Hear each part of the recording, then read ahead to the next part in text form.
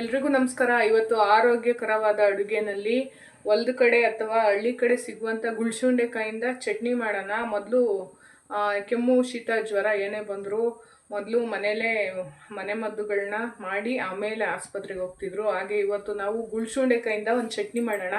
ಇದನ್ನು ಯಾವ ರೀತಿಯಾಗಿ ಮಾಡಬೇಕು ಅಂತ ಇವತ್ತಿನ ರೆಸಿಪಿಯಲ್ಲಿ ನೀವು ನೋಡ್ಬೋದು. ವಿಡಿಯೋನ ಪೂರ್ತಿ ಸ್ಕಿಪ್ ಮಾಡಿದೆ ನೋಡಿ. ಹಾಗೆ ಹೇಗೆ ಮಾಡೋದು ಅಂತ ಈ ರೆಸಿಪಿ ಮುಖಾಂತರ ನಾನು ನಿಮ್ಗೆ ತಿಳಿಸ್ಕೊಡ್ತೀನಿ. ಬನ್ನಿ ಹೇಗೆ ಮಾಡೋದು ಅಂತ ನೋಡ್ಕೊಂಬರೋಣ.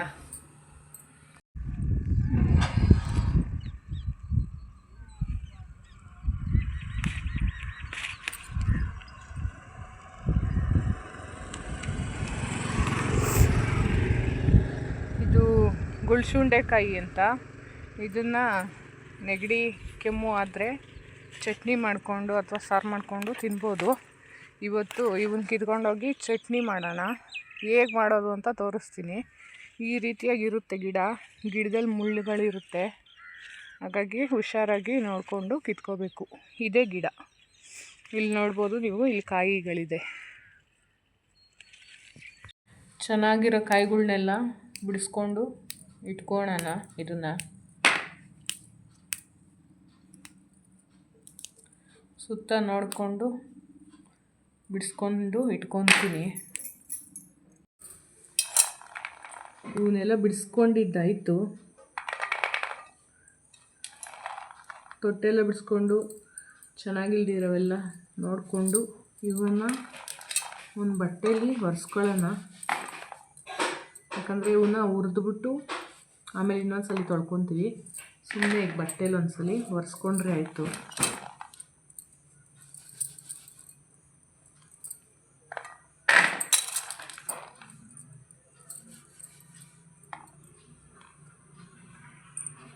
ಎಲ್ಲನೂ ಒರೆಸ್ಕೊತೀನಿ.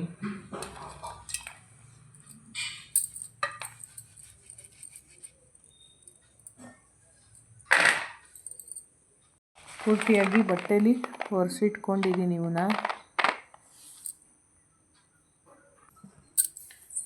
ಸ್ಟವ್ ಹಚ್ಕೊಂಡು ಒಂದು ಬಾಣಲಿ ಇಕ್ಕೊಬೇಕು. ಇವಾಗ ತೊಳೆದು ಒರೆಸ್ಕೊಂಡಿರೋ ಈ ಗುಳ್ಸುಂಡೆಕಾಯಿನ ಎಣ್ಣೆ ಗಿಣ್ಣೆ ಹಾಕ್ತೆ ಹಂಗೆ ಈ ರೀತಿ ಹುರ್ಕೊಬೇಕು.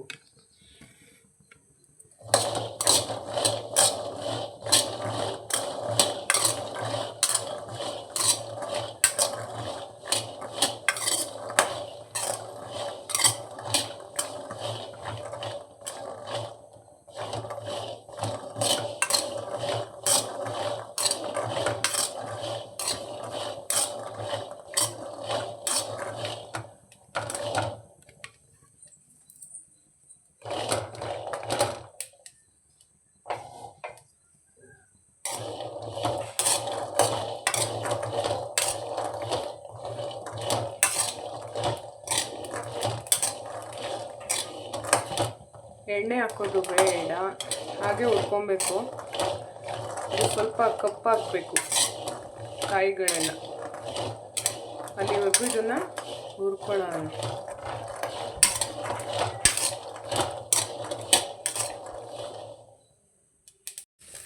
ಈ ಥರ ಕಪ್ಪುಗಾಗೋವರೆಗೂ ಇವನ್ನ ಹುರ್ಕೊಬೇಕು. ಇವಾಗ ಇದನ್ನು ಒಂದು ಪಾತ್ರೆಗೆ ಹಾಕೋತೀನಿ.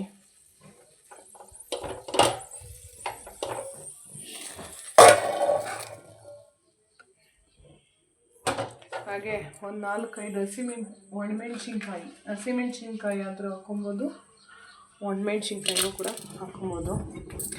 ಇವು ಒಣಮೆಣ್ಸಿನ್ಕಾಯಿನೂ ಹುರ್ಕೊಳ್ಳೋಣ. ಇದರಲ್ಲಿ ಈ ಬಾಣಲಿಲೇ ಹುರ್ಕೊಳ್ಳೋಣ.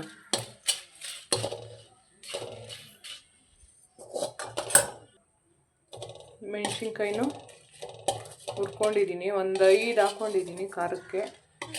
ನಿಮ್ಗೆ ಎಷ್ಟು ಬೇಕಷ್ಟು ಖಾರಕ್ಕೆ ಹಾಕ್ಕೊಳ್ಳಿ.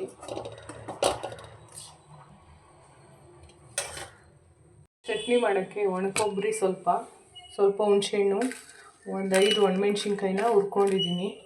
ಸ್ವಲ್ಪ ಹುರ್ಗಡ್ಲೆ ತೊಗೊಂಡಿದ್ದೀನಿ. ಒಂದು ಸ್ವಲ್ಪ ಕಾಳುಮೆಣಸು, ಬೆಳ್ಳುಳ್ಳಿ, ಸ್ವಲ್ಪ ಜೀರಿಗೆ ತೊಗೊಂಡಿದ್ದೀನಿ. ಈ ಕಾಯಿನ ಹುರಿದಿಟ್ಕೊಂಡಿದ್ದೀನಿ. ಇವಾಗ ಇದನ್ನು ನೀರಲ್ಲಿ ತೊಳ್ಕೊಬೇಕು.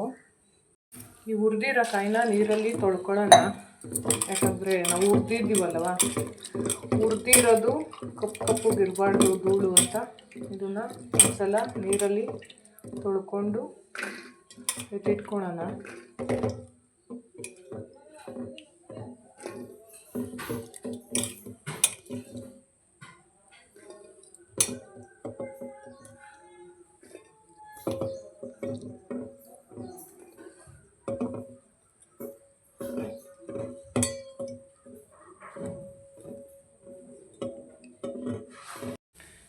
Mixie jar ತೊಗೊತೀನಿ. ಇದಕ್ಕೊಂದು 5 ಹಸಿಮೆಣ್ಸಿನ್ಕಾಯಿ ಅಥವಾ ಒಣಮೆಣ್ಸಿನ್ಕಾಯಿ, ಒಂದು ಹಿಡಿ ಆಗೋಷ್ಟು ಹುರ್ಗಡ್ಲೆ, ಕಡಲೆಪಪ್ಪು, ಹುರ್ಗಡ್ಲೆ ಅಂತೀರಲ್ವ ಅದು.